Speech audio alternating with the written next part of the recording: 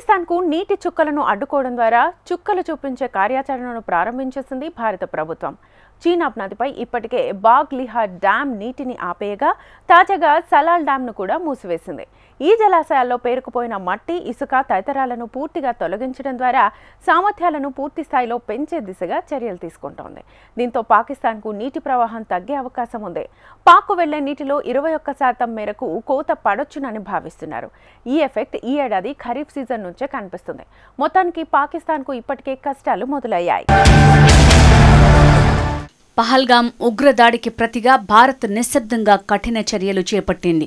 సింధు, దాని పరివాహక నదుల నుంచి పాకిస్తాన్కు ఇకపై చుక్క నీరు కూడా వదిలేదిలేదన్న భారత్ ఆ దిశగా పూర్తిస్థాయి కార్యాచరణకు రంగంలోకి దిగింది. ఆ నదులపై అన్ని జలాశయాల సామర్థ్యాలను పూర్తిస్థాయిలో పెంచే దిశగా చర్యలు తీసుకుంటోంది. వాటిలో పేరుకుపోయిన మట్టి, ఇసుక తదితరాల్ని పూర్తిగా తొలగించాలని ఆదేశాలు జారీ చేసింది. తద్వారా అన్ని ప్రాజెక్టుల్లోనూ నీటి నిల్వ సామర్థ్యం గరిష్ట స్థాయికి చేరేలా చూడాలని అధికారులకు సూచించింది. తాజాగా జమ్మూ కశ్మీర్లోని చీనాబ్ నదిపై 2 డ్యాంల నీటి నిల్వ సామర్థ్యాన్ని పెంచేందుకు పనులు చేపట్టింది. ఇప్పటికే బాగ్ లిహార్ డ్యాం నీటిని ఆపేయగా తాజాగా సలాల్ డ్యాంని కూడా మూసివేసింది. అంతేకాదు, సింధు జలాల ఒప్పందాన్ని నిలిపివేయటంతో దీనికి సంబంధించిన సమాచారాన్ని పాక్కు వెల్లడించలేదు.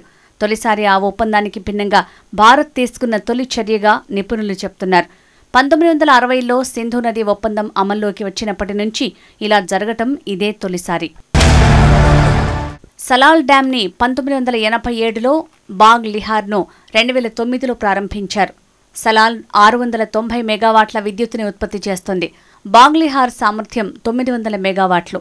పూడిక నేపథ్యంలో వాటిలో విద్యుత్ ఉత్పాదన చాలా కాలంగా సామర్థ్యం కంటే తక్కువగా జరుగుతూ వస్తోంది.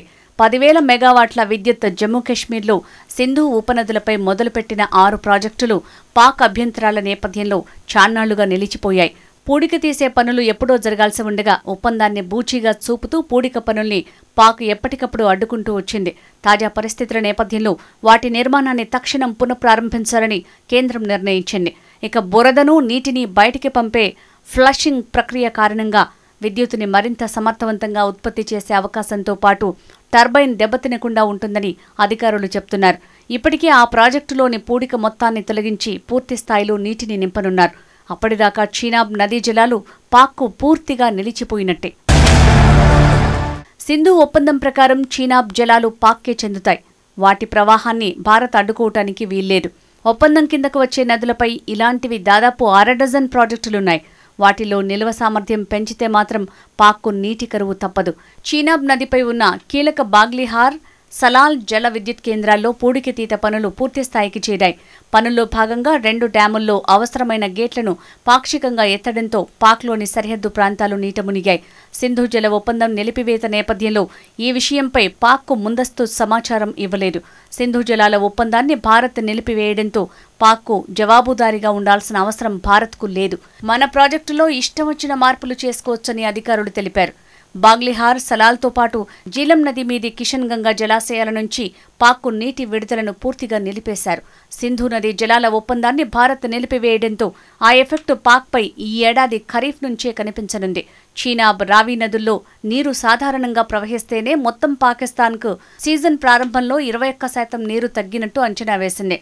ఇక రోజువారీ సమీక్షలు జరిపి చీనాబ్లో నీటి లభ్యత తగ్గితే తమ అంచనాల్ని మారుస్తామని పేర్కొంది. అఖ్నూర్లో చీనాబ్ నదిలో నీటి ప్రవాహం బాగా తగ్గిపోయింది. దీంతో పర్యాటకులు నది మధ్యలోకి వెళ్లి దిగి ఫోటోలు తీసుకుంటున్నారంటే ప్రవాహం ఎంత తక్కువగా ఉందో అర్థం చేసుకోవచ్చు. ఈ పరిస్థితికి సలాల్, బిగ్లిహార్ డ్యాంల మూసివేతే కారణంగా నిలిచింది. ఇప్పటికే సలాల్, బిగ్లిహార్ డ్యాంల గేట్లు మూసివేయడంతో పాక్కు వెళ్లే నీరు చాలా వరకు తగ్గింది. మరాల వద్ద నీటి కొరత దృశ్యాలు ఇప్పటికే కనిపిస్తున్నాయి. ప్రపంచంలోనే అత్యంత విజయవంతమైన నీటి పంపిణీలో సింధు జలాల ఒప్పందం ఒకటి. దేశ విభజన తర్వాత భారత్, పాకిస్తాన్ ఈ నదికి చెందిన 6 ఉపనదుల నీటిని పంచుకున్నాయి. సాగు కోసం, జల విద్యుత్ ఉత్పత్తి, జల రవాణా, చేపల వేట తదితరాల కోసం వినియోగించుకునేందుకు గాను దశాబ్దాల క్రితం ఒక ఒప్పందం చేసుకున్నాయి. దాదాపు 9 ఏళ్ల పాటు విస్తృత స్థాయి చర్చల తర్వాత 1960 సెప్టెంబర్ 19న నాటి భారత ప్రధానమంత్రి జవహర్లాల్ నెహ్రూ, పాకిస్తాన్ అధ్యక్షుడు అయూబ్ ఖాన్లు ఈ చారిత్రాత్మక ఒప్పందంపై సంతకాలు చేశారు. ఒప్పందంలో పేర్కొన్న మేరకు సింధు ఉపనదుల్లో తూర్పు వైపుగా ప్రవహించే రావి, బియాస్, సట్లెజ్ నదులపై భారత్కు హక్కులు దక్కాయి. భారత్ సింధు నదిలో 20% నీటిని దేశీయ అవసరాలకు ఉపయోగించుకోవచ్చు. పాకిస్తాన్ 80% నీటిని ఉపయోగించుకోవచ్చు. సింధు ఉపనదుల్లో పశ్చిమ దిశగా ప్రవహించే జీలం, చీనాబ్లపై పాకిస్తాన్కు హక్కులు లభించాయి.